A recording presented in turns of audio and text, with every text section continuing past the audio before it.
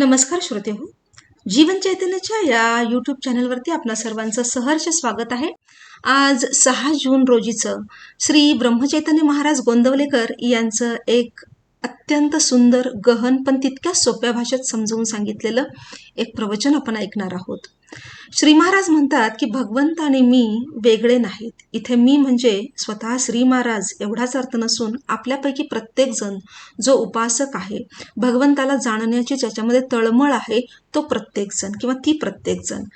तर भगवंत आणि मनुष्य हे वेगळे नाहीत, तर एकच आहे हे सांगताना श्री महाराज म्हणतात की समुद्राचा फेस खरा आहे असे वाटले तरी त्याच्या खाली पाणीच असते. असत्य हे नेहमी सत्याला धरूनच राहते. जे नाही ते तोंडाने सांगणे ही माया, तिला आपण खरे मानतो. मायेला असत्य मानले की ब्रह्माला सत्यत्व येते. आपण मायेच्या पाठीमागे जातो, पण माया ही मृगजळाप्रमाणे आहे असे समजते, तेव्हा आपण स्वस्थ होतो. जन्माच्या वेळेस सोहम म्हणत होता, नंतर कोहम म्हणू लागला आणि शेवटी देहच मी म्हणू लागला. वास्तविक सूर्य आणि त्याचे किरण हे जसे वेगळे नाहीत, त्याप्रमाणे भगवंत आणि मी हे वेगळे नाहीत. सत्य म्हणजे अखंड टिकणारे ते, म्हणजेच परमात्म स्वरूप होय. सच्चिदानंद स्वरूपाच्या ठिकाणी मन चिकटून राहणे यालाच अनुसंधान असे म्हणतात.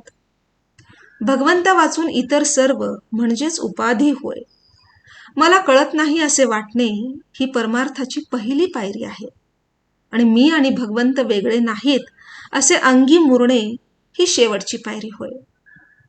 जे जे घडते त्याचा कर्ता परमात्मा आहे, मी फक्त कर्तव्यापुरता आहे असे वाटणे यालाच निष्काम कर्म असे म्हणतात. आणि आले तर भोगले, गेले तर सोडले हे सहज कर्म होय. दोष बाधू नयेत अशा रीतीने केलेले कर्म ते ज्ञानयुक्त कर्म होय. आणि ईश्वराच्या स्मरणात केलेले कर्म त्याला निरासक्त कर्म असे म्हणतात. कर्माच्या किती बहुविध व्याख्या सांगितलेल्या आहेत. थोडासा विचार केला तर आपल्याला ह्या सगळ्या व्याख्या आणि त्याचे अर्थ कळू शकतं. अमुकच मला मिळावे ही वृत्ती सोडणे याचे नाव निरासक्ती होय. आणि विषयांची विरक्ती झाली की त्याला ज्ञान झाले असे म्हणतात. थोडक्यात म्हणजे जे कर्म बंधनाला कारण होते ते अज्ञान, आणि जे मोक्षाला कारण होते ते ज्ञान समजावे. कर्ममार्ग, उपासना मार्ग, नवविधा भक्ती इत्यादी सर्वांनी गाठण्याचे ध्येय एकच असते.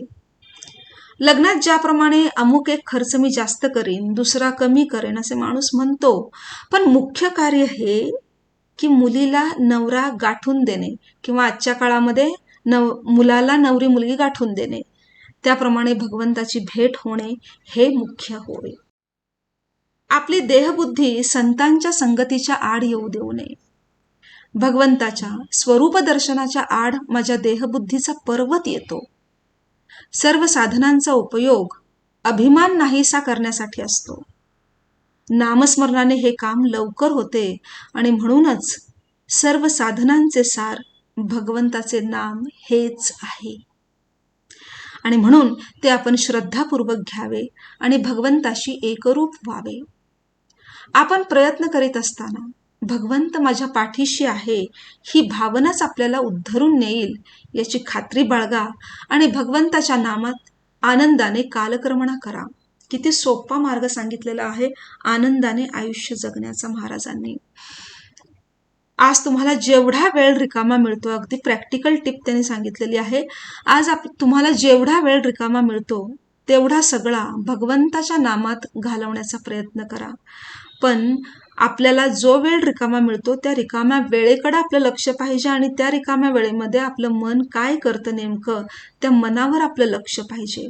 ज्या क्षणी आपण जेव्हा लक्ष द्यायला सुरुवात करतो की रिकाम्या वेळात माझं मन काय करतं, तोच क्षण आपण ओढून, सुरुवातीला तर ओढूनच न्यावं लागतं त्याला, कारण मनाला सवय नसते, ओढून भगवंताच्या चरणी, भगवंताच्या नामाकडे त्याला घेऊन जायला पाहिजे. तर आज मंडळी सगळेजण आपण, आज नव्हे तर येत्या सगळ्या दिवसांमध्ये आपण सगळेजण जेव्हा जेव्हा आपल्याला रिकामा वेळ मिळेल तेव्हा मनावर लक्ष ठेवूया, वेळेवर लक्ष ठेवूया, आणि आपलं हे मन जे आहे ते भगवंताच्या नामाकडे घेऊन जाऊया. श्रीराम. श्रीराम जय राम जय जय राम. श्रीराम जय राम जय जय राम. श्रीराम जय राम जय जय राम. श्रोते हो, जीवन चैतन्य या आपल्या यूट्यूब चॅनलवरती अध्यात्मविषय असाच कॉन्टेंट आपण अपलोड करत असतो. आपल्याला या विषयामध्ये रुची असेल, आपल्या मित्रमैत्रिणींमध्ये हे चॅनल तुम्ही शेअर करू शकता आणि आवडत असल्यास कॉन्टेंट आपण याला सबस्क्राईब करा, बेल आयकॉनला हिट करू शकता, म्हणजे नवनवीन कॉन्टेंट आपल्यापर्यंत लवकरात लवकर पोहोचेल. धन्यवाद.